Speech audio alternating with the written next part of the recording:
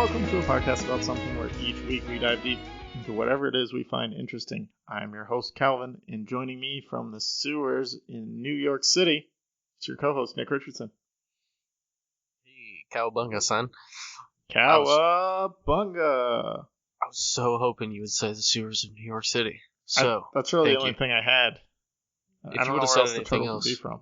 I might say Dimension Calvin. X, maybe? No, there's one. There's one, but Ninja rapping? vanilla icing. Yeah. There's a lot of options for you. We are talking Teenage Mutant Ninja Turtles today. Yes. This was kind of prompted because I put an impromptu poll up last week about who everyone's favorite turtle is, and didn't really have this on the docket, but last minute switcheroo, and now we're talking turtles. Yeah, and it's Turtle an easy power. one to talk. Turtle power, bro. Cowabunga. Everybody knows the turtles. Yeah, turtles are a big hit with everyone except my children. For some reason, they're not feeling the turtles. Maybe they just had like a 20-year span. My nephew, he's 14 now. Kids these days are still into turtles because they're out there. They're still on Nickelodeon and all that. So Yeah, it's just my kids haven't got it yet. There's just not that big love for the Ninja Turtles because goddamn, they were all the rage when I was coming up. Yeah, they were absolutely everything. They were all kinds of toys, TV show, merchandise, everything you could think of. They were on like Pizza Hut commercials. They were everywhere. They were fucking everywhere. And it was a great time. I had a Teenage Mutant Ninja Turtles thermos and a lunchbox. Oh, dude, I had everything. I had 1,000 Ninja Turtle action figures. That's for sure. Yeah, dude. I had the shaving kit, every man. transforming turtle. I mean, the transforming turtles were dope. I had a Michelangelo desk as a kid. We had a pizza table.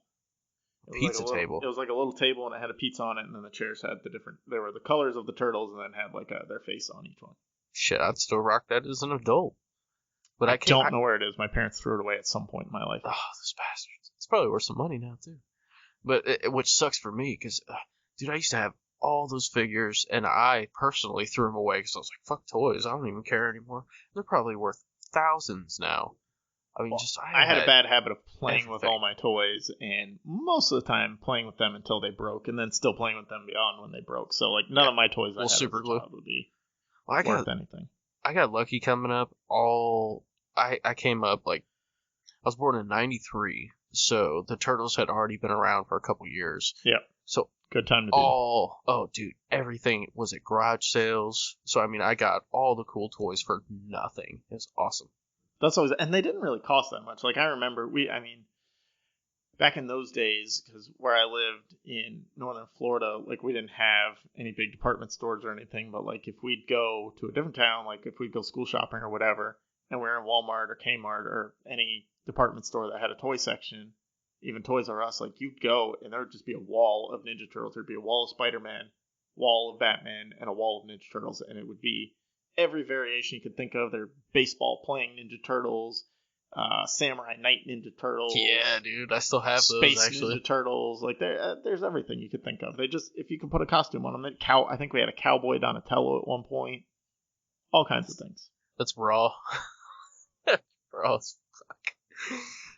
Cowboy Donatello. Cowabunga, brother. Yeah, something like that. And, like, none of these things, some of them showed up in the cartoon, but, like, most of them didn't. They just were like, let's put a wacky costume on them. People will buy it. Yeah, it was like Mario. And I'll admit, we had several variations of each one. We only had, like, 3 Leonardos, though. Fuck that guy. Everybody is hating on Leonardo. But, I mean, Leonardo's not well-liked.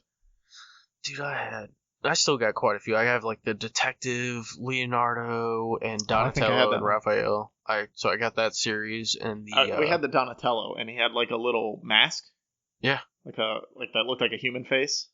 And he had a trench coat. Yeah, I remember that one.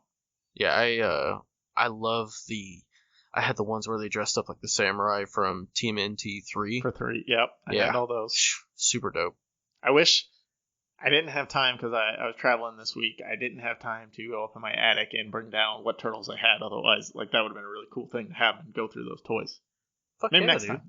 So in a future episode, it will just be podcasts about Teenage Mutant Ninja Turtle action figures. That'll be the whole thing. Yeah, we'll do that. I think we could probably pull that off, to be honest. I could so pull that off. But right now, we're talking just overarching Teenage Mutant Ninja Turtles, everything we know, want to know, our likes, dislikes. Let's start right at the top. Favorite Ninja Turtle and why? Donatello. I'm in agreement right now. I'm going to let that simmer for a second. Yeah. I've gotten so much hate for that over the years. But Donatello's cool, man. He's the best turtle, man. Here's the thing. Science, engineering, technology, really cool things. Yeah, those it's are good awesome. to be smart. Well, it's awesome to be smart. And I was very luckily, I hate saying I was blessed like that and stuff like that. But, I have a decent intelligence. I'm pretty proud of it. And I identify with Donatello really well because he's kind of the outsider within this super tight-knit group. Because none of the other turtles are really technologically advanced, or they don't just want to think really their care. way through problems. I mean, No, Leonardo does, but in a different way. He thinks his way. He strategizes through problems. Donatello uses his brain. Yeah, he solves them using science, technology, all that kind of stuff. He's not the dumb comedy that Michelangelo is, but he's kind of the comic relief at times, and he's just always the dorkiest. And it's like the Big Bang Theory type comic relief of like he's gonna say something really smart and out of place, so that's why it's funny. Exactly. And I'm trying to think of that line in like the first movie. It's early when they're first coming down the sewers. Oh, like after they save April and they're all saying like they're saying cowabunga, they're like totally excellent. tubular, yeah, all that stuff. And yeah, he says copacetic maybe. Yeah, copacetic. Oh no, I don't Raphael think gives him shit. Like he tries like 3 different ones and none of them work. Yeah, I don't remember. I haven't seen that in a while. Twitterverse, get at me. Yeah, I'm sure Twitter knows. But yeah, he's really cool. He can solve problems with his mind, and he kicks ass with his bow staff. Yeah, he's got a stick, and he's out to. here throwing shit down. He's fucking people up. So yeah, right now Donatello is definitely my favorite. But growing up, it was always Michelangelo. I liked Orange first of all. And then pizza and just being the party dude and being funny, like I was into that. That was cool. It was a fun thing simple kind of like he was definitely the one that the showrunners wanted kids to kind of reconcile with. Well, he was the advert guy. So I mean, he was like the face of the Turtle franchise. But I mean, as a kid, I liked Raph a lot. I liked Raph. My first pet I ever had, and I had him for 14 years. Named him Raph. Loved that he was a cat, but I thought Raph was just the dopest dude in the world when I was growing up. I always loved sarcasm as a child, and still today, and Raphael dialed that up to 11 in most scenes. He's perfect at that, and I mean, I loved the first Ninja Turtles movie. Loved it, and he said, damn. He screamed, damn. Yeah, in New York, in front of everybody. Ooh, shit. He got hit by a car. Like, that turtle was my favorite, and I was a big brother. So it was just kind of like, I don't know, I always thought I had to be the tough guy and look out for my little brother when he was fully capable of looking out for himself.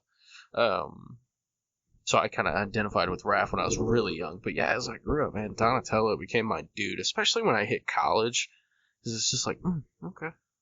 Yeah, so this is what it's like to really use my brain. Without beating the shit out of them with weapons. Exactly, yeah. Well, yeah, with sais and swords and nunchucks. Yeah. So let's take this time to just give a little background on the turtles in general, each turtle, and then some of the heroes and villains of the story. So the origins of the turtle, their most common origin is that some of the ooze or mutagen, called different things in different iterations, seeped into the sewers and covered the turtles and Splinter, turning them into these humanoid mutant turtles. Teenage Mutant Ninja Turtles, if you would. And fun fact, the ooze is actually the same substance that blinded Matt Murdock in Daredevil. Is it really? Yes. So, and it's the exact same instance. He, like Matt Murdock, crashed into the ooze, like the chemical waste or whatever, and that's what caused it to spill into the sewers. Yeah. Bullshit. No, where's the look evidence? It up. It's all over the internet. No way, dude. That's crazy. The writers of Teenage Mutant Ninja Turtles did that on purpose. Gotta love Kevin Eastman and Peter Laird. Yeah, so we were just about to mention them. They originated in comic books under these Mirage Studios, and were originally written by Kevin Eastman and Peter Laird. They live in the sewers of New York City, same as Nick. and they are all named after Renaissance artists, and they were trained in the art of ninjutsu by their sensei, Master Splinter. Hamato Yoshi is a rat. Yes, who's a giant rat, and in different iterations, he's been different things. Yes. He's either been a human who has been mutated into a rat, or he was a rat that watched a human, yes, and learned ninjutsu from copying his movements, because that's a super intelligent rat. And that, again, his name was? Splinter. No, Hamato Yoshi. Hamato Yoshi. Yeah, I was letting you. I believe, to me, they became most popular with the 1987 cartoon series. That ran for 10 years, ran until 1996. Fun fact about this show, which I think is everyone's probably first memory of the Ninja Turtles anyways, is they weren't actually ever allowed to attack anything with their weapons. No. And that was... Or they weren't allowed to strike anything with their weapons. So, like, they'd kick it, like the little Mousers or the Foot Clan, they would always kick it or hit it with their shells, things like that, or use the Turtle Van. The Turtle Van was dope. Yeah, love the Anybody Turtle out Van. there, did you have the Turtle Van toy? Fuck yeah, dude. I have the Turtle Van Funko Pop now, too. We had a friend that had the Turtle Van, and then he, like, moved away, like, right after he got it. And that sucked. So we got to play it, like, one time, and then he moved away, and we didn't get to play it. Well, it wasn't his fault. He was a kid. He didn't get to choose when he moves. He gets to choose when he shared his Ninja Turtle set. That should have been more than once. I don't know that we saw him more than once before he moved, but he had that Turtle Van, and it was dope. Yeah, put the little pizzas in, they'd shoot out the front. That was my favorite part. I used to beam my little brother in the face with that. They shot out pretty good, too. The turtle shell communicators called Turtle Comms. A lot of cool gadgets. Usually Donatello was behind the gadget, and that's another reason I like Donatello. He's always creating new gadgets for everyone. Well, and he'd be the one where they'd face some, like, crazy mission, and it's like, whoa, I got this for you guys, and he'd whip something out of the garage, and it's exactly what they need, made out of, old bed springs and some He was really the MacGyver of the group. He really was, with some duct tape, too. Super glue. Yeah, he threw some shit together. They had 3 live-action movies in the 90s. Yes. I have a original, the posters they hand out at theaters? Yep. I have an original TMNT #1. That's a good poster. What them peeking out of the sewer? Yep. Oh, that one's so good. Still got it on my wall. And then we had the follow-up, the TMNT. It was just called TMNT in the mid-2000s. I think it was 2007. It was more animated, but it was like kind of like computer generated. It was supposed to look more photorealistic, but it wasn't quite there.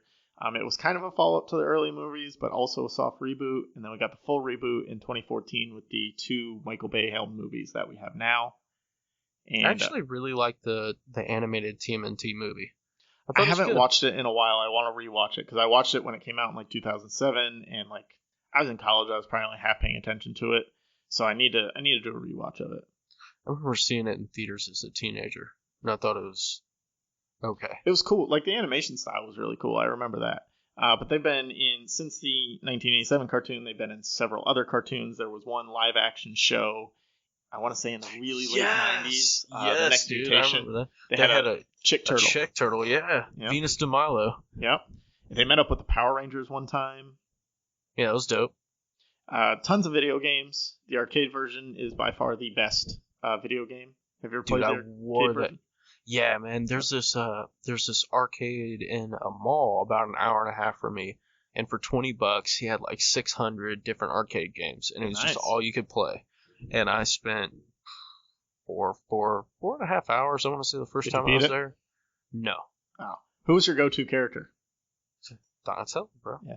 I would switch between Donatello and Michael. I like the reach that they give you with their weapons. Leonardo and Raphael have a hard time. So I have a stand-up arcade in my house with whatever games I want, pretty much.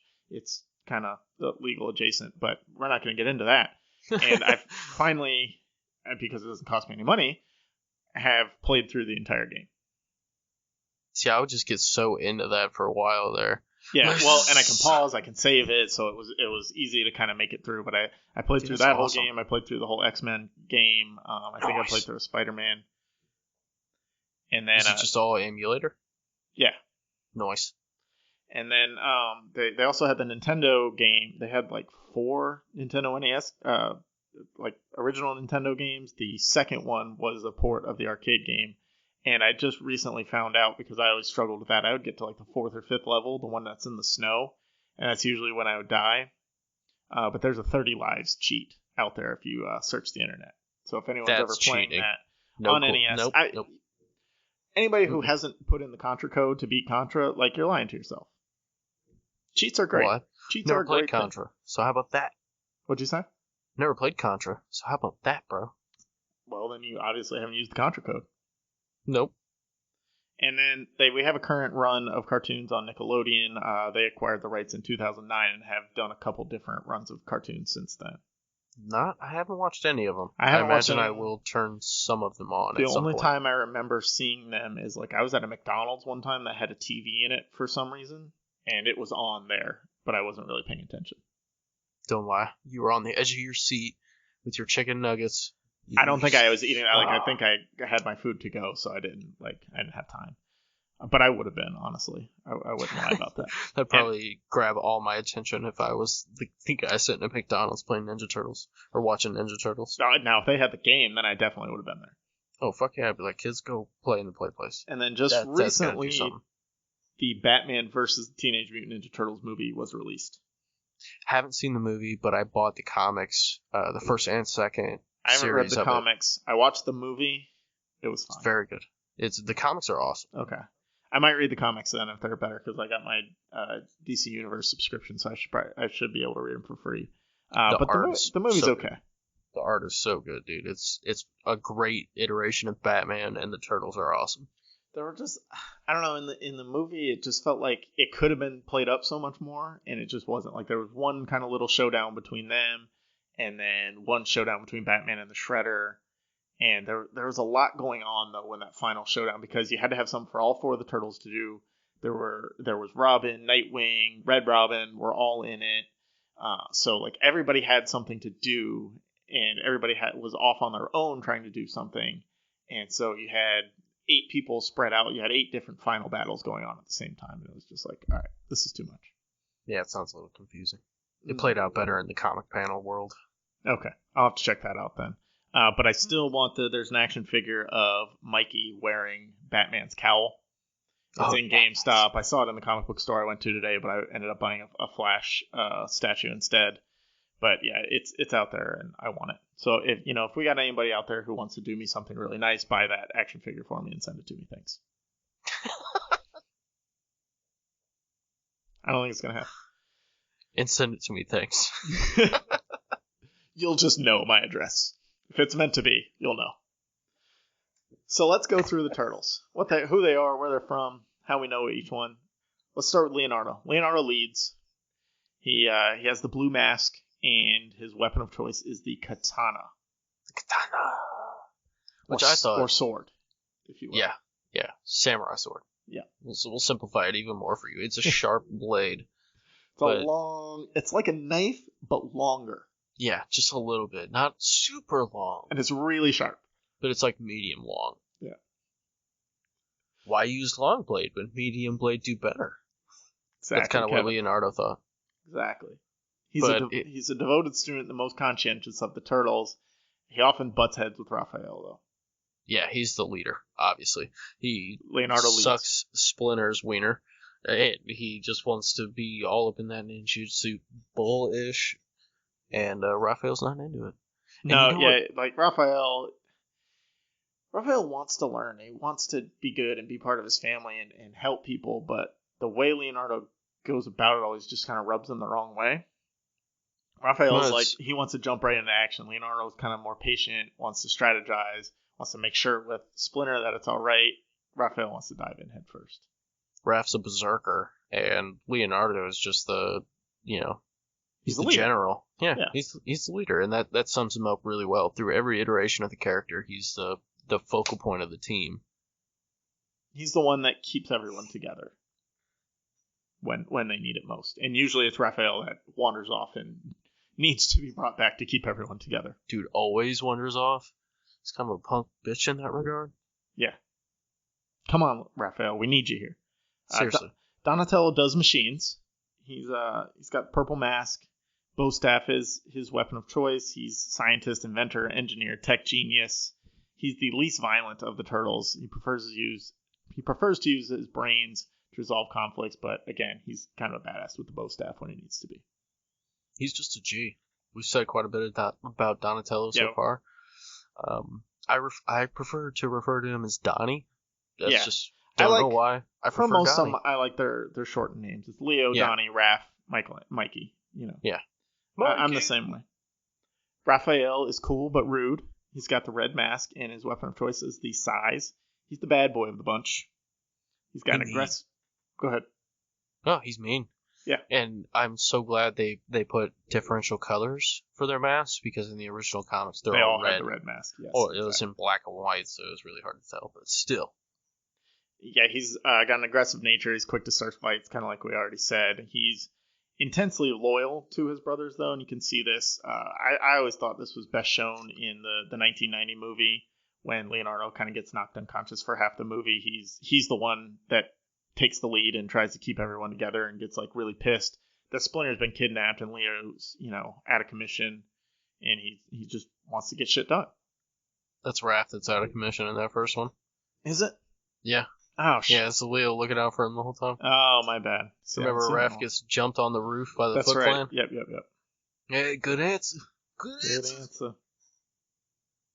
Oh, shit, man. I gotta watch that movie now. Yeah. Thanks, Calvin.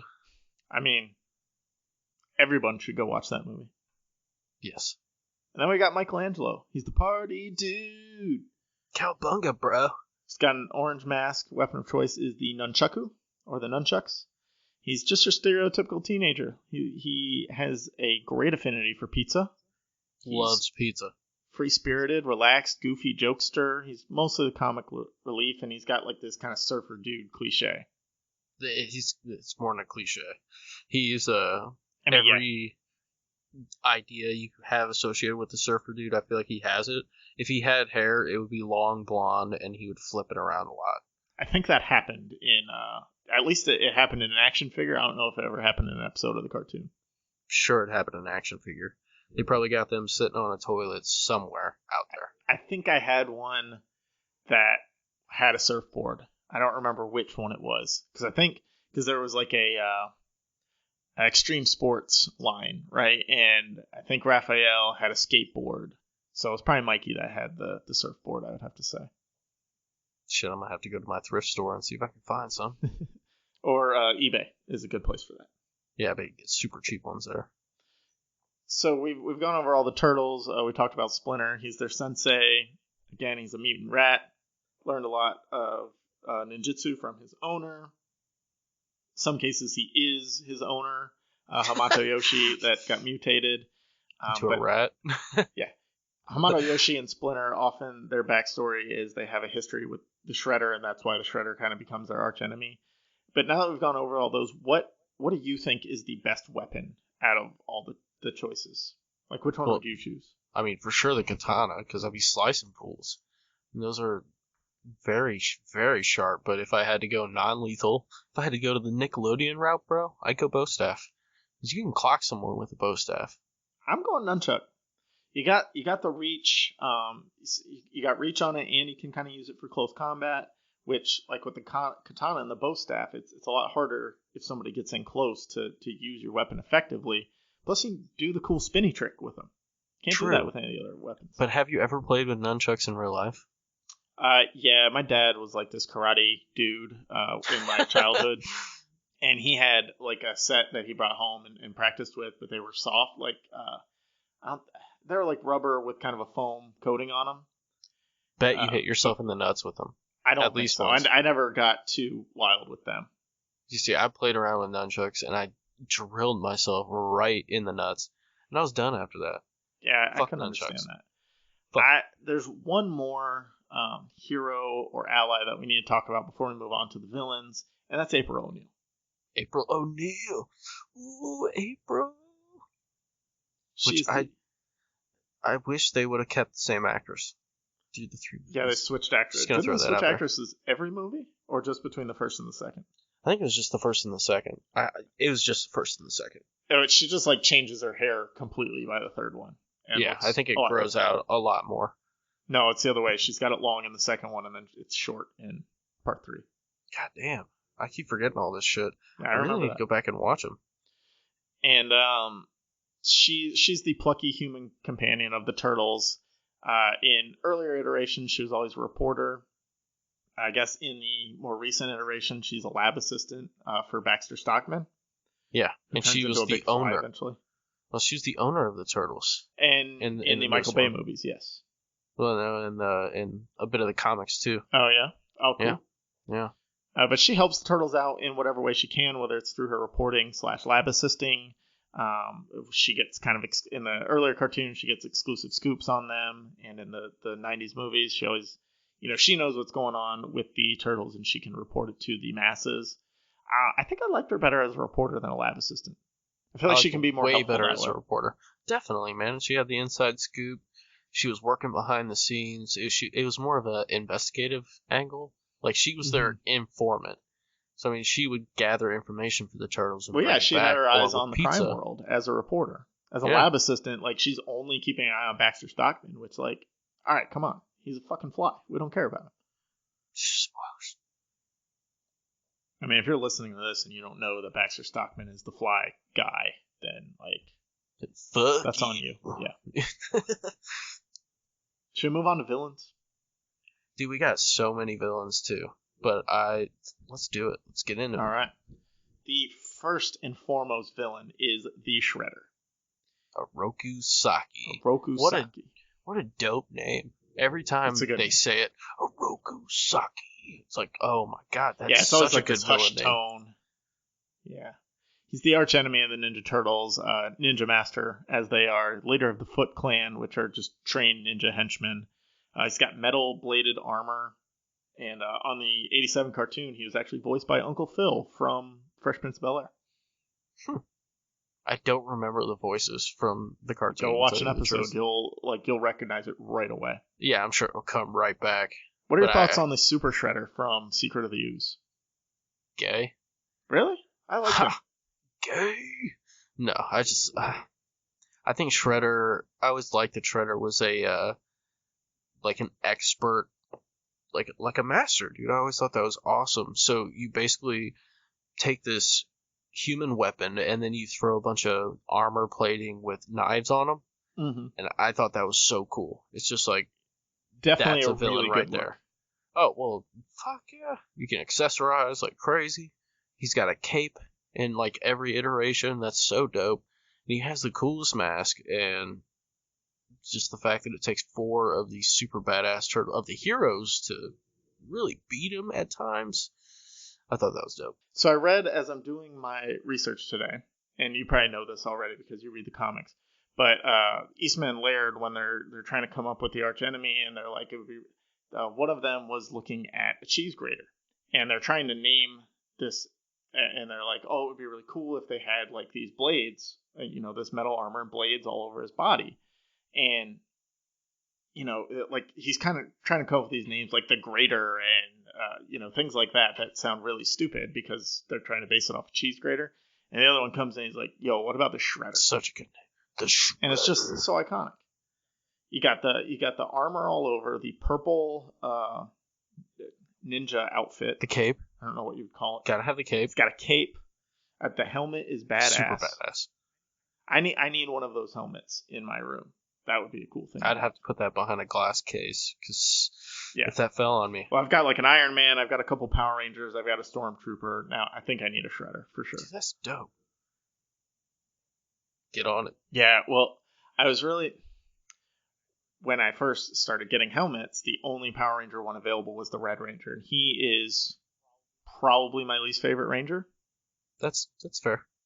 And then I found they made a Green Ranger one, so I got the Green Ranger one. So now I have 2, because I just wanted a Power Ranger one, and that was the only one available at the time. So now I have a green and a red. Question: are they wearable? Yes, dude, nice. Oh, I'd have too much fun. And my daughter always asks me to wear them, and I'm like, no, can't do it. They don't fit on my head well because again I have a tiny head. Poor guy. But yeah, they can be worn. So that's Shredder. I mean, he's a cool dude. You didn't like Super Shredder though. No, I did not. I liked it when he got really big. It was too much. He's so big. He's just smashing shit. He didn't last very long, but he's a bruiser then. I thought Shredder in my mind was like that super, surgical assassin. He's a fucking master ninjutsu expert. In the first episode, or in the first movie, he definitely was that. Like that battle on the rooftop where each of them attacked him individually. It took all four turtles to take him on, and then Splinter came in. Splinter had to do the job, and then Casey Jones fucking murders them. Crushes his ass to the fucking dumpster. But in Secret of the Ooze, like, I don't feel like he was that tactical or ninjetic anymore. No one was in Secrets of the Ooze. You know who was? Vanilla Ice. Vanilla Ice. Dude, fuck you for this, man. I had Go Ninja Go stuck in my head all week. And I'd be finding myself like, Go Ninja, go. Well, so for those of the uninitiated, last week's episode was on movie soundtracks and featured heavily Ninja Rap. And not only did it feature heavily Ninja Rap, most people started talking to us on Twitter about Ninja Rap because you can't talk about movie soundtracks without talking about it. So, yeah, every time like it would get out of your head, it would come right back. I know, man. I'm in the same boat, don't worry. Walking down the hall, and then I'd start doing the dance a little bit. It's like, oh, my God, I need to find something to do right now. Every time someone would like or retweet, like I'd push on the notification, and I'd see the GIF that I put up of that again, and I'd just start going, go Ninja, go Ninja, go Ninja. Go, go, go, go. All right, we're not going to do that. We did that last week. Go listen to last week's episode if you want us to hear some Ninja Rap. Such a great song. The next on the villains list we got is Krang. Krang. Krang's a cool dude. I always like Krang better than Shredder. What? Yeah, I like Shredder. Like, don't get me wrong. But I like Krang. He's a brain-shaped alien from Dimension X. He's kind of the warlord of Dimension X. When he comes over into our dimension, he allies himself with the Shredder, trying to conquer the world, but the turtles kind of keep getting in their way, obviously. Sometimes he has a large robotic humanoid body that the brain sits in the stomach of. Most times, Yeah, he helped build the Technodrome. So he's an evil genius. But the question, and that's why I like it. Like he was the thinker of the group, and he always thought Shredder and Bebop and Rocksteady were these big idiots, and for the most part, they were in the cartoon. And I liked the big robotic body that didn't have any facial expressions, but it like marched along. I have one of those toys too, of the big robot body. Yeah. Well, I was just thought this little piece of bubble gum. He's out here running universes. But you know what I never understood is like, why don't you just move, bro? Like, why don't you just leave? I don't think he could get back. I think that was the problem. That's why he built the Technodrome. It was supposed to help him traverse back to Dimension X, and he couldn't get there. So while he was here, he was going to take over the world. And as he figured out a way to get back, and eventually he opened a portal, but instead of going back, he brought other people from Dimension X into our world. Like, as far as the cartoon goes, that's what I got from it. I've watched some of the cartoon recently because anytime I'm sick, I usually throw it on. What service is it on? It is on my personal hard drive. Oh. Because I had DVDs that I burned onto the hard drive. You son of a gun. Yeah, sorry. Go to Best Buy, buy some $5 DVDs of seasons of Teenage Mutant Ninja Turtles. No. Well, then you're out of luck. Yeah, too bad. But it's on Hulu. It'll be alright. So it won't be on Hulu. Because they're owned by Nickelodeon now. Disney owns Hulu. They're not going to put it on. Oh, damn, they bought that out. Damn. Oh, well, I got the movies. I'll be cool with it. I've got the movies on Blu-ray. See, Krang would be so hard to do in a movie. I just don't think they could really do him all that well. They did him in the second Michael Bay one. Really? I did not see that. He's only there for about 5 minutes. That's so lame. Yeah, it wasn't... But it was... I don't think they're ever going to make a third one, but it was kind of set up that he would be back for the third one. And I'd hope so. He needs to be the main villain, if anything. Plus, they had Stephen Amell in there as Casey Jones, and he was really good as Casey Jones. He did a pretty good job. It was good to see him kind of break out of Oliver Queen. Like, I've gotten sick of... Like, I don't even watch Arrow anymore because, like, it's just the same brooding over and over, and, like, it doesn't feel like anyone's developing anymore. Mm-hmm.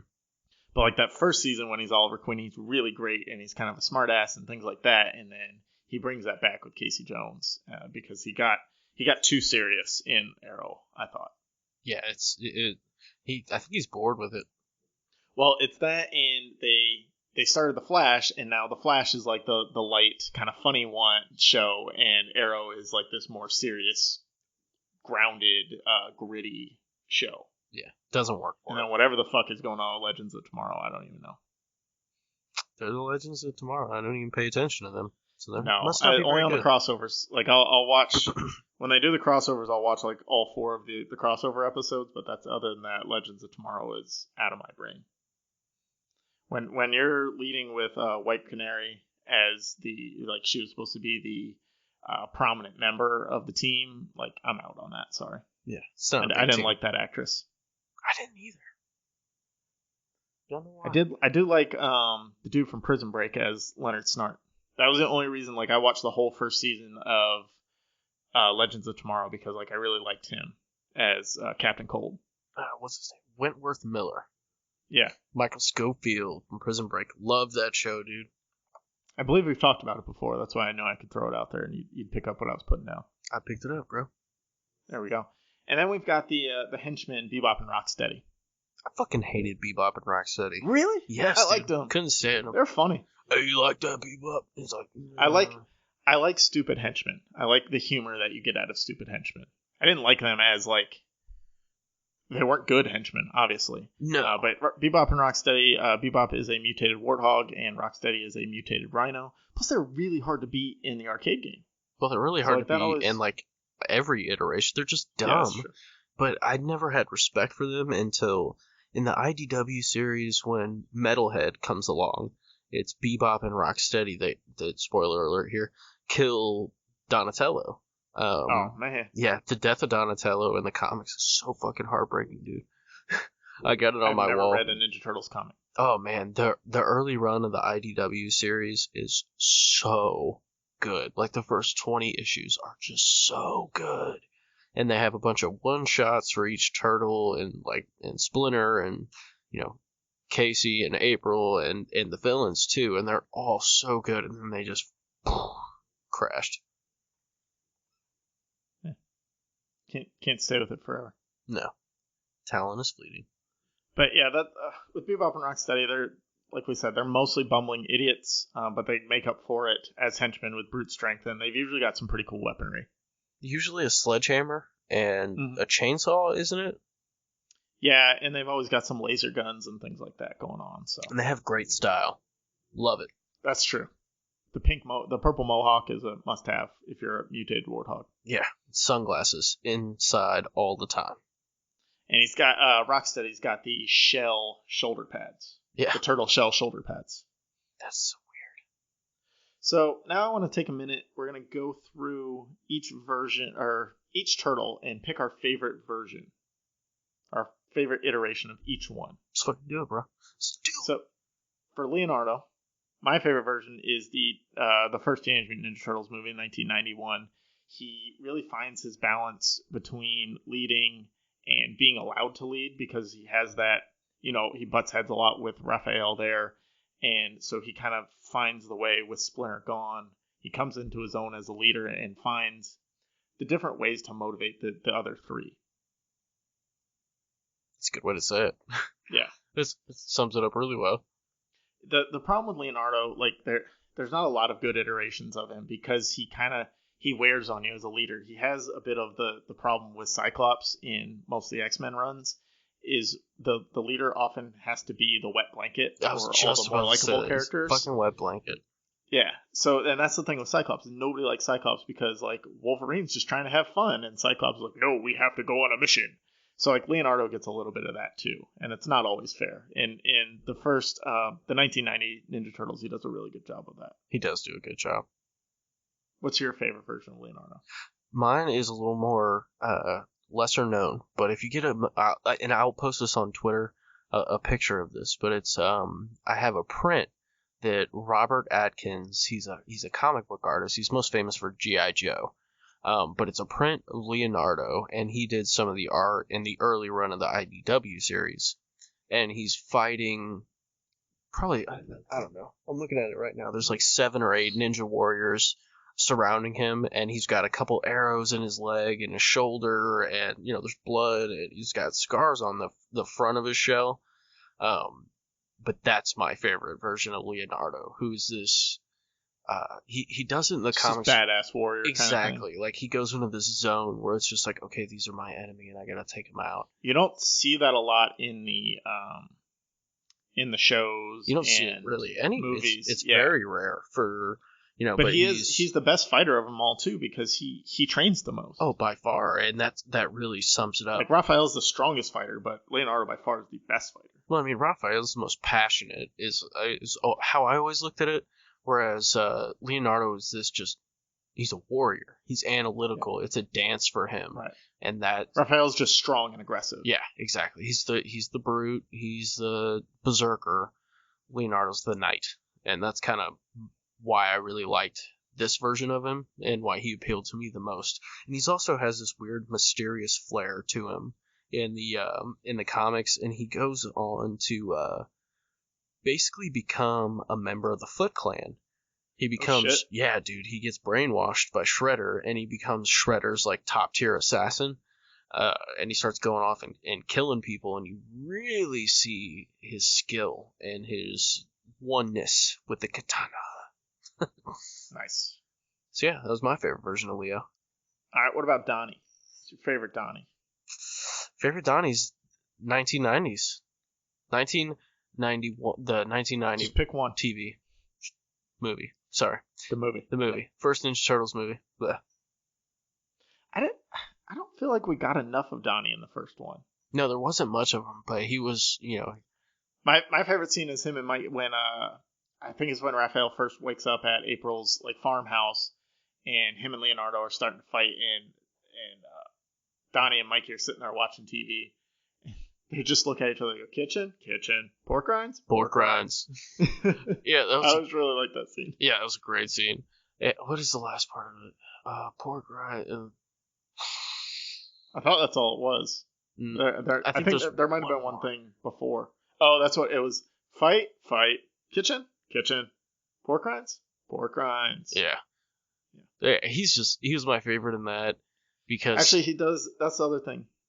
Go ahead, say what you're gonna say. I was just gonna say they nailed it with the voice actor. He is capable whenever they're fighting and stuff like that. He's not completely useless, and he has great comic relief. Yeah, so that's what I was gonna point out is the scene. It's at April's house again when he and Casey Jones are trying to fix that old broken down truck, and him and Casey Jones are just kind of flinging insults at each other. Yeah, I love that. That's a great Donnie scene. Yeah, that is great. They're going by the letters of the alphabet.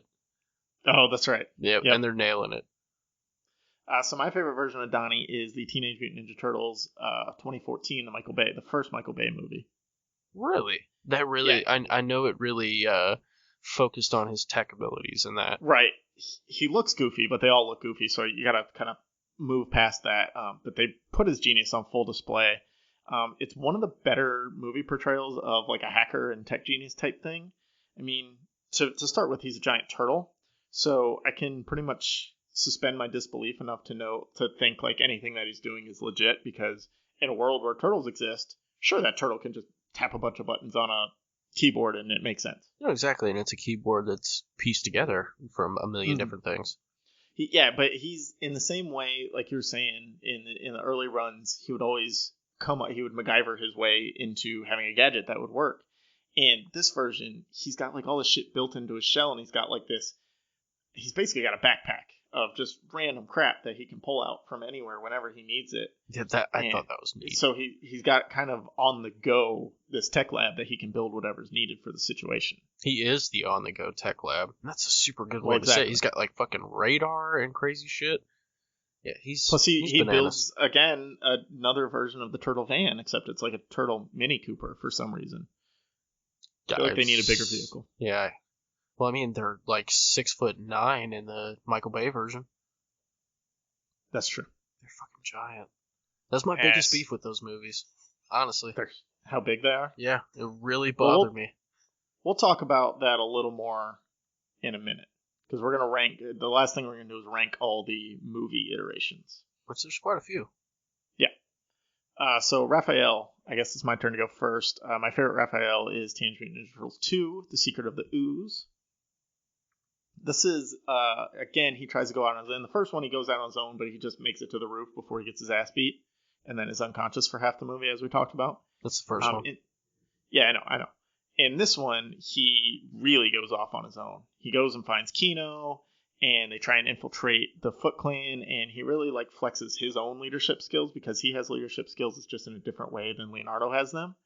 So he takes Kino out. He helps him infiltrate the Foot. He succeeds in infiltrating the Foot, and he eventually gets caught. But he knows what he's doing, and he just goes for it. He doesn't want to sit and wait around. He doesn't care about looking for a new home, things like that. Like he's like, we need Shredder's out there. We need to go stop him. Yeah, we need to go fuck this dude up. He's like the big brother. Like that's what he really came into his own as like the big brother instead of the father figure or the leader. And the other three aren't letting him be big brother. So he goes and finds Kino and fills that role for him. And Kino really needs that. Yeah, I mean he needs that bad. He's just a lonesome pizza delivery boy. Yeah, pizza time on a moped. Hey ladies. Dude's got game. Hey, he shot a shot. Can't get mad at him for shooting a shot. No, can't even. I mean, with that sweet moped and pizza, you could pick up quite a few chicks these days. But then he fat shames them after they won't ride with him. That's the 90s for you. Who is your favorite version of Raphael? I'm gonna go with Turtles in Time. So TMNT 3. 3. Yes, Ooh, where that's a good choice. Where he basically takes up another Padawan, and yeah, he's the big brother. I love when they kind of first feels get like back. Migrating or something. What's that? He feels like migrating or something. Yeah, he's like migrating. But when he kind of got a first big donut interacts with the there's so many good lines. But I never got that joke. Like I understood what it meant, but like I just didn't get why it was supposed to be funny. There's some weird and shit. I kind of get it now. Yeah. But it was weird. You know, little stuff that I loved as a kid and I still love now when he first meets like the opposition and he's just he starts flexing on the parts. Oh, that cracks me up. That's another one where he's ready to go out on his own. Like everybody's ready to go back to their time, but he wants to stay. He wants to lead this new life where he thinks he can be more helpful than what he's able to be in their life. He's a good guide. Like, I don't think he's necessarily a leader, but he's a pretty awesome guide. And that's a good way to put it. You know, what was the child's name? Yoshi? The most standard fucking name they could ever use. Oh my god. That's an homage to Amato Yoshi, obviously. Still though, that's pretty bogus. I don't think it was supposed to be anyways. Alright, last but not least, favorite version of Mikey. This is a tough one, man. There's so many good versions of Mikey. They're all really good. You gotta pick one. Damn it. Go for it. You gotta go first. That's not how this works. We're going back and forth. Fine. Alright, it's the 87 cartoon, where he's the party dude. The party bro? Party dude. He just loves his pizza, man. Always doesn't ever want to go on a mission. He just wants more pizza and to have fun. That's it. And when they do go out on missions, he always knows how to have fun. Yeah. Like he makes the mission fun. And play video games. Dude, he's got the chillest life ever. Yeah. He gets to fight good life ninja. for Michelangelo.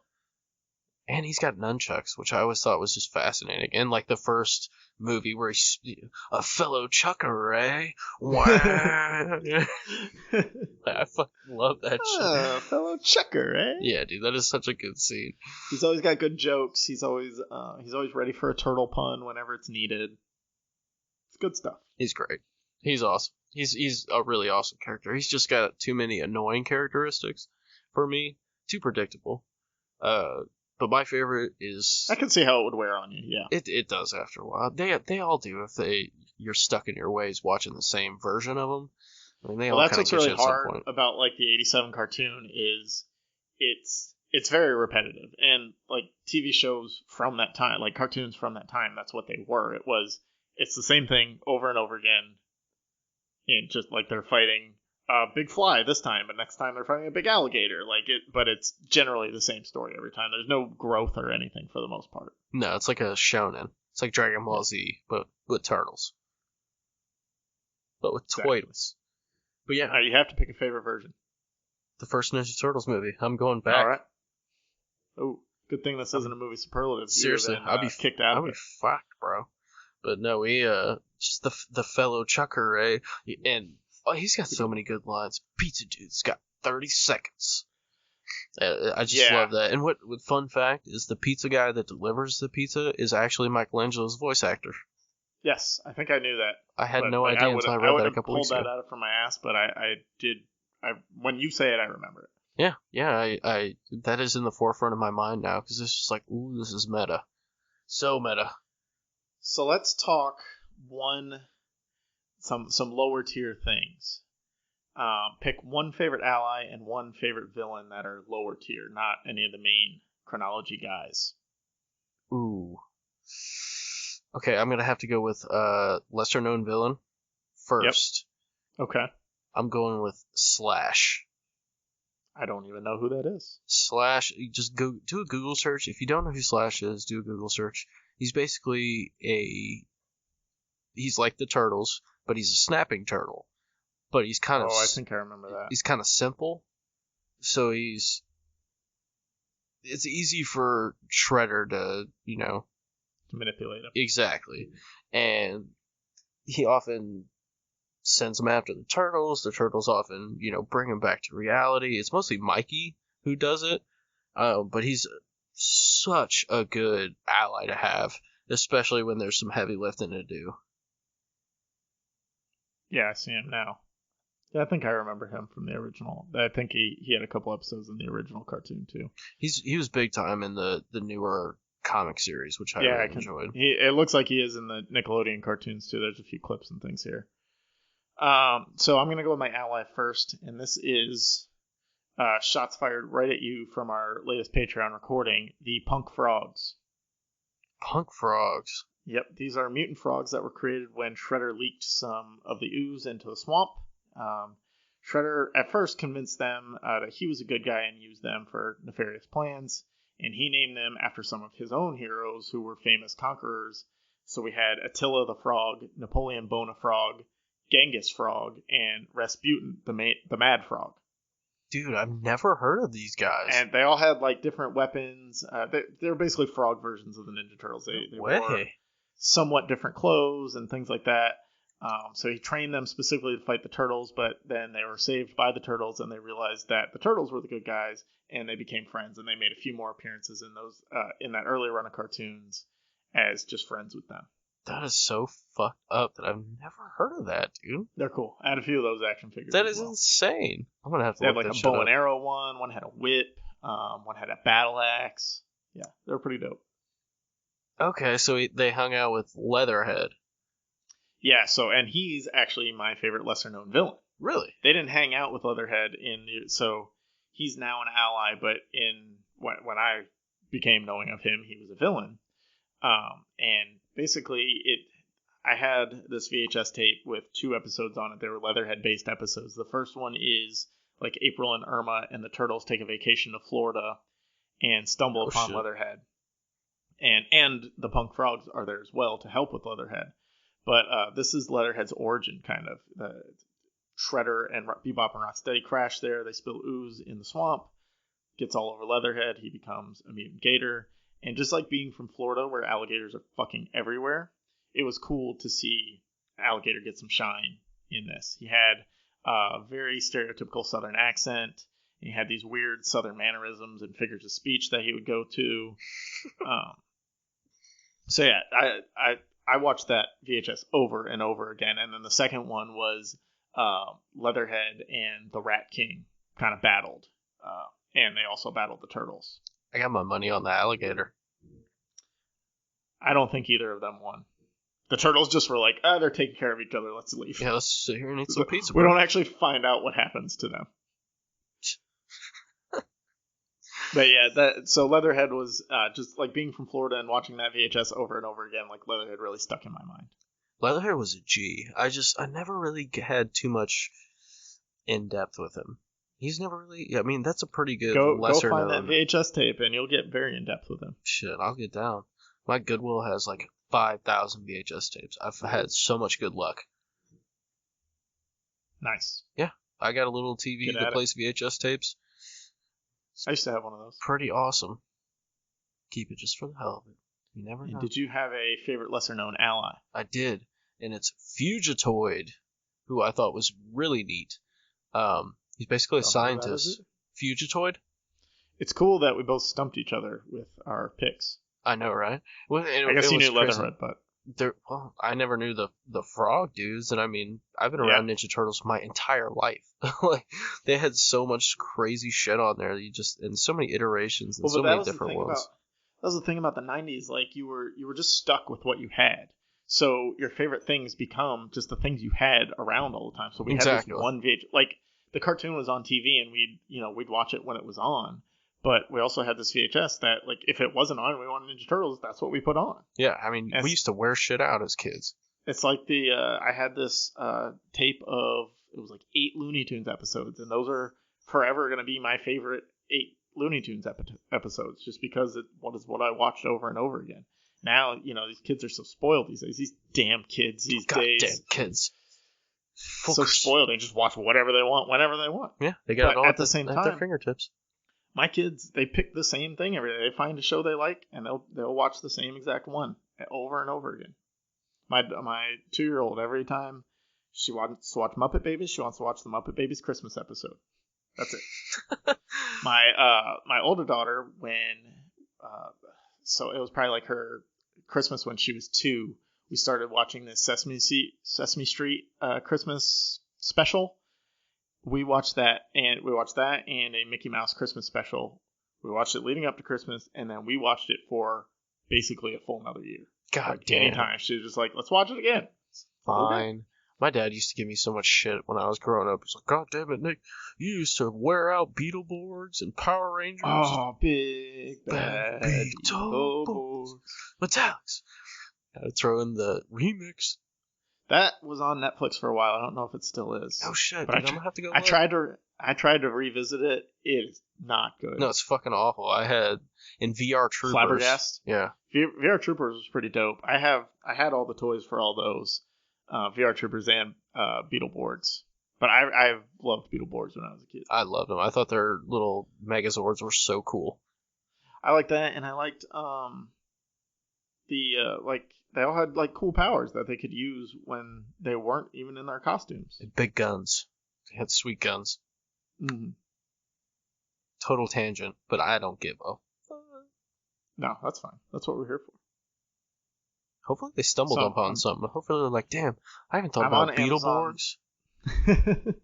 I'm on Amazon looking for a Shredder helmet, and I haven't found one yet, but there is a cheese grater with Shredder's head on top of it. Good enough.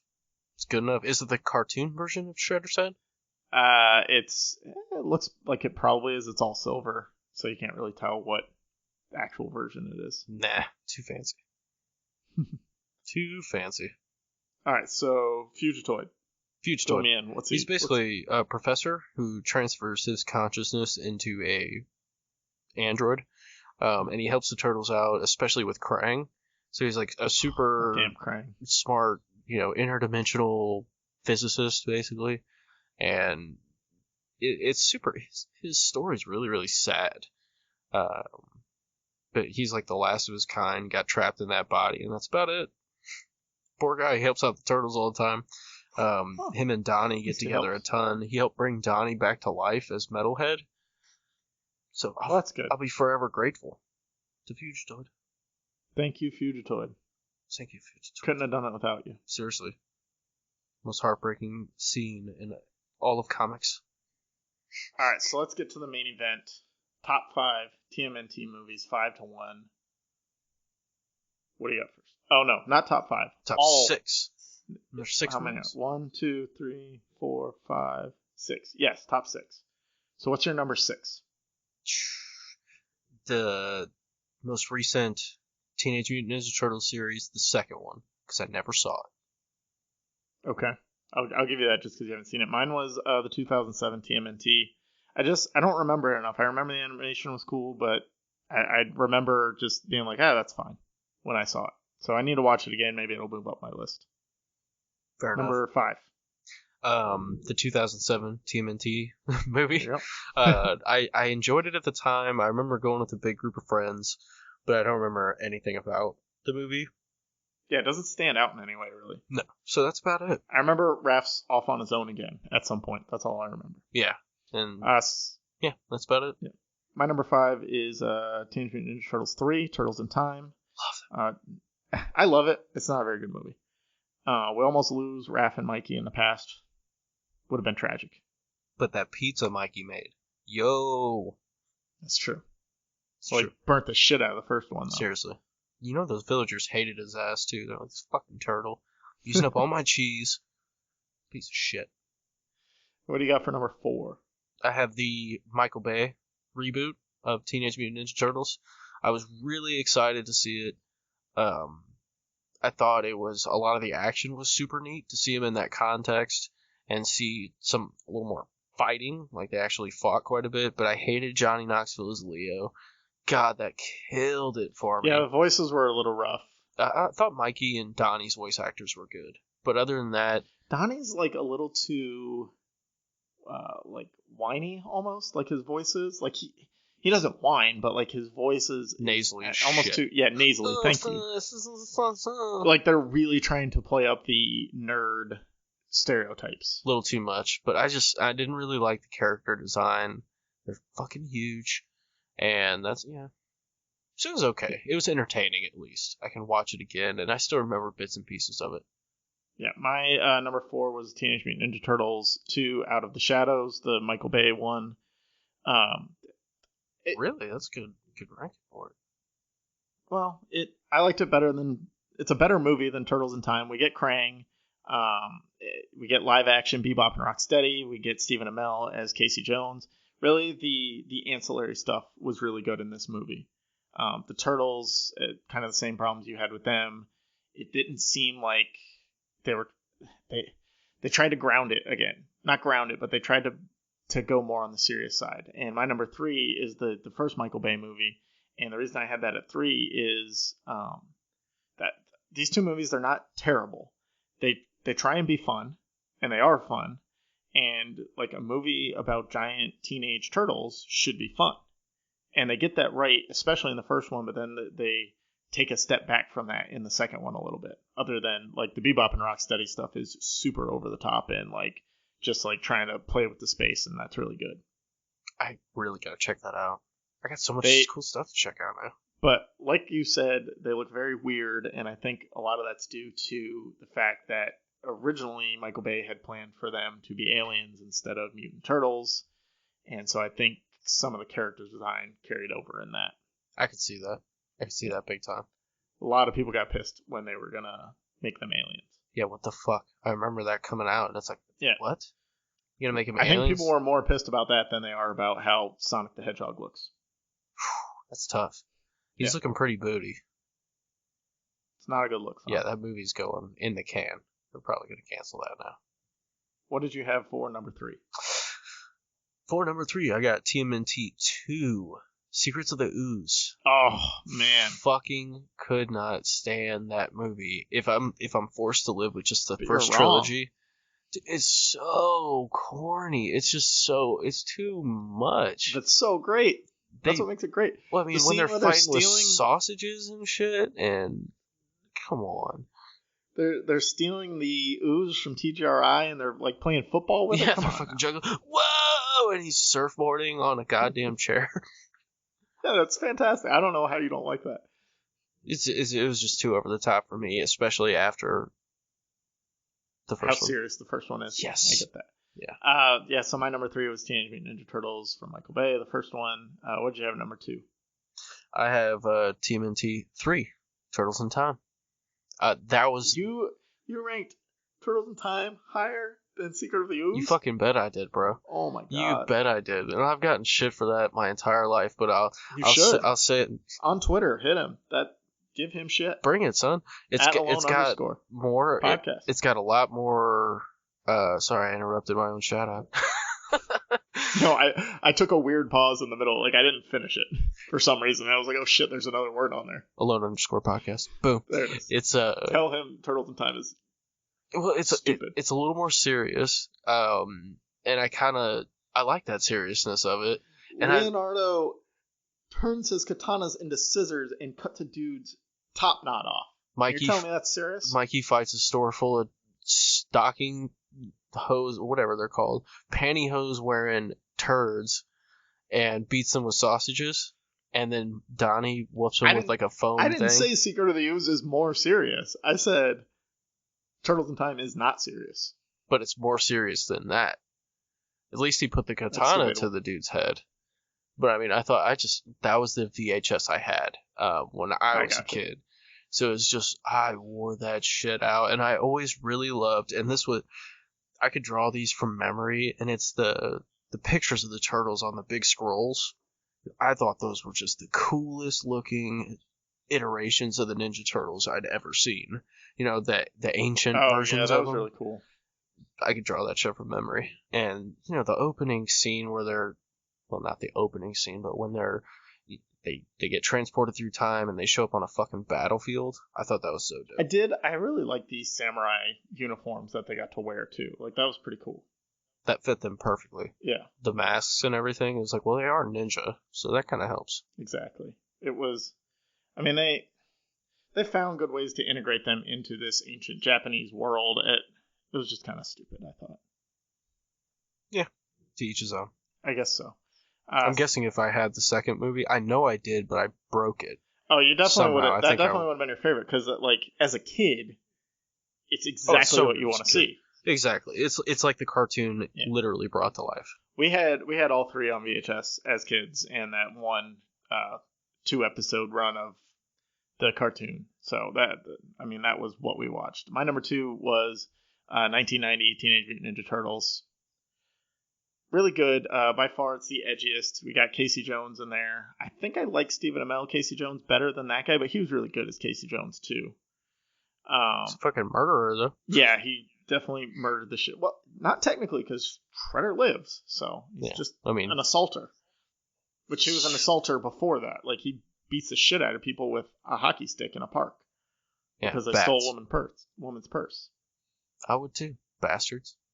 But my favorite line is Michelangelo when he's waiting for himself to deliver the pizza. Wise men say never pay full price for late pizza. That's right. It's what I live my life by. 30 seconds. Yep. Donatello's like trying to have this serious conversation with him about Splinter potentially leaving or dying, and he's like, "Yo, I just want my fucking pizza." Yeah, I gotta have my pizza. It's not here. They have a payphone down there. They're set. So I mean, that kind of segues right into my number 1, which is 1990 TMNT. Oh, whoa! Fucking would have never guessed. Loved that movie. Dude. It's really good. I could still watch it all the time. I love the darker edginess that they display. It's serious, but they don't take it like too serious. Well, no, they still have fun with it. That was the best representation of the comics I've ever seen. Like when they're in the basement of the antique store and bald guy's just like, ninja, Tatsu, attack, Tatsu, whatever the fuck. Ninja vanish. And exactly. And I mean, they're getting swarmed by a ton, and Raph's just out on the floor. And this is after that, that fight scene on the roof, which is just, that was so awesome as a kid to see Raph, whooping ass. He's fighting like 10 dudes. Well, and then it's one of the few action movies where there's fight scenes where the bad guy henchmen actually gang up on the good guys rather than attacking one at a time for whatever reason.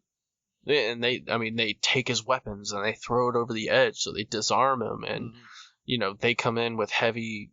It really feels like the Foot Clan is far from the bumbling idiots that they are in the cartoon. No, like they feel like they're genuinely going to kill the turtles. The Foot Clan in the cartoon are robots anyway, so it doesn't. What? Seriously? Yeah, I think so. I think Krang created them. Wow, I'm learning all kinds of new shit. I might be wrong on that, but I'm pretty sure that's what it is. I'll have to check that out. So my number 1 is Teenage Mutant Ninja Turtles 2: Secret of the Ooze. So this had the same problem as you mentioned and as the cartoon had, as they were told to scale back on the violence with using the weapons.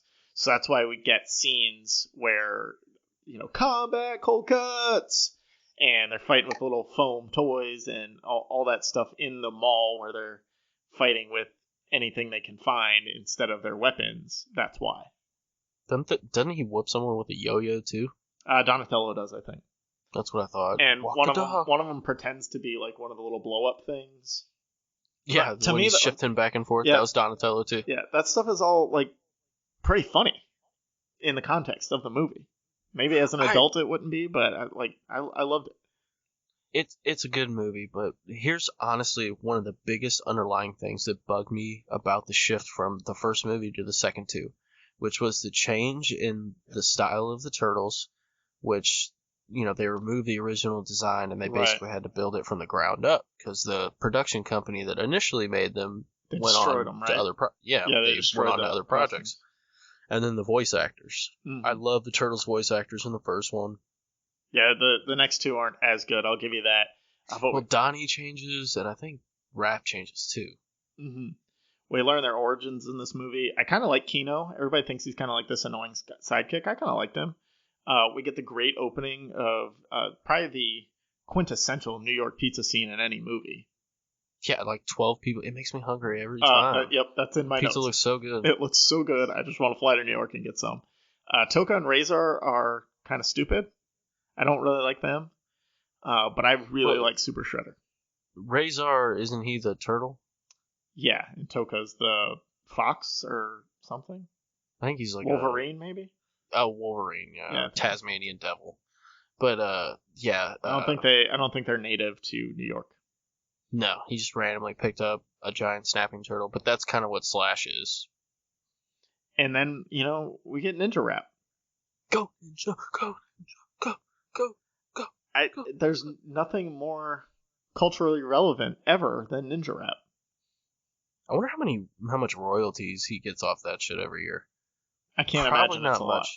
I don't think, besides us, I don't think anybody's shouting it out that much. I don't know, man. I think we're going to talk about revolution. We're going to talk about it on every episode from here on out, though. Probably. It's on my playlist for the gym tomorrow. Next week we're talking Fast and Furious movies. I'm sure we can fit it in there. Go, Paul Walker, go. I mean, The Rock is basically a ninja in these movies. Actually, Jason Statham's closer to a ninja in those movies. He's like a ninja in every movie. That's true. A white English ninja. Yep. That's him. We had a Twitter poll today. We did have a Twitter poll today. We asked, what is your favorite version of the Teenage Mutant Ninja Turtles? And the options were the Mirage comics, which was the original run, the 1987 cartoon, the 2014 Michael Bay reboot, or other. Obviously, the 1987 cartoon won with 67% of the votes. Mirage Comics got 18%. Other got 14%. And Michael Bay snuck in there with 2% of the votes somehow, out of 66 votes. Wow. I'm kind of surprised very surprised that anyone voted for it. Because, again, we both said we kind of like those movies. Well, you like the first one. You haven't seen the second. But, the movies are fine. That's just not anyone's favorite version. Yeah, they're definitely not the worst movies in the world. No. So we got some shout outs. The @alone_podcast. I don't know who that is, but they said IDW during the early part of the run. Which is, I think they started in 2011. Okay. Was when that first started dropping again. I think it's still ongoing. I quit collecting it probably at not long after the death of Donnie, which I want to say was at chapter 55 or 56. That would be hard to continue on from. But it was just it went downhill from there so fast. That's what I felt like. I think I mentioned it before on our Spider-Man movies episode. When I couldn't read the Spider-Man comics because I knew Gwen Stacy was about to die. I feel you. Gwen. Colby told me. Says Secret of the Ooze. Colby, you're right. Obviously. @FatPacks Podcast says the source material from the comics is so much darker than one might expect, but the cartoon is where I fell in love with them. That first movie was really good as well. I think we can all forget the ones that followed, though. Go Ninja, go Ninja, go Ninja, go. Dude, you just took the words right out of my heart. Yeah, I mean, he pretty much just said every version before 2000 is good. Yep, sounds about right. And then I replied to him with a GIF of the arcade game, which is a great game. That is great. One of the best video games of all time, I would say. Super challenging. It's really hard, and you really need, like, it was built that you needed all 4 players. Like, if you didn't have 4 players, there was no way you were making it through without cheat codes or 1,000 quarters. I didn't have 1,000 quarters. No. Or 4 people. No. Like, the closest we'd have is we would go to Chuck E. Cheese sometimes, and me, my brother, and my dad would play. And we'd always be like, we'd try and get my mom to play because we needed the 4th, and, like, never got there. Never had 4 people. Dang, Mom. At BuffyWatcher23, our friend Jessica T, she says, I like the song Turtle Power, but this was my brother's favorite show, and it played every bloody day, so not a big fan. You're wrong. That song's awesome, and the show's awesome for that song. You're wrong. I don't know how it could wear you down, ever. So I don't. Yeah, I feel you, Jessica. What? The Stuff Podcast Show at the Stuff IDW. I don't know why so many people hate on the Michael Bay Turtles. I love them. We were along now. Not love, but they were good. They're fine. They were super okay. Yeah. Super okay is a good way to put it. I will not give them any more than that. Wonder Soul at WNDRSOUL. Live action movies. All she said. Or all they said. Might be he. Might be she. I don't know. Well, there's 2 set. I mean, you could constitute the Michael Bay movies as live action. Yeah, I'm pretty sure they're talking assist. about the 90s run. But so they just should have said the best ones. Exactly. At Gilda Rad Nerd 666, Secret of the Ooze, always, again, you're right. And oh my damn, the Cats movie looks creepy at Nerd Adonis. Mine's will be other because I was into the Archie Comics variant. Did you ever read the Archie Comics variant? I did not. Neither. It got me back into the Turtles with the 90s, Henson's Creature Shop, Golden Harvest flicks. Okay. Okay, that's news to me. I will have to check out the Archie comics. I imagine it's kind of silly. Yeah. Which, I mean, when you're talking about Ninja Turtles, they should be silly. Sure. Holy shit. Danny Trejo rescues a baby trapped in an overturned car. Shout out Danny Trejo. Yeah. Shout out, dude. Beast. Sorry, it just showed up on my Twitter, like on the trending on the side there. Sounds very Danny Trejo. Yeah, good for him. Didn't get higher than the Beverly Hills 90210 reboot, though. It's second trending to that. The world we live in, buddy. Oh, my God. But I think that's all we got for Ninja Turtles. Thanks, everyone, for participating in the Twitter. Thanks for listening.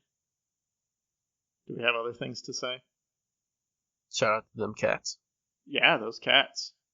If you're not going to get it right, you're not going to be allowed to say it, Nick. It's those cats. I fuck it up. I'm sorry. Check us out wherever you listen to podcasts. Make sure to rate and review if you're on iTunes. That's super helpful. We have a merch store. We have a Patreon. There are links in the description and on our website. And follow us on Twitter at APA something at alone_podcast. And thanks to those cats for providing all the music for Podcasts About Something. And you guys stay sassy. Stay classy.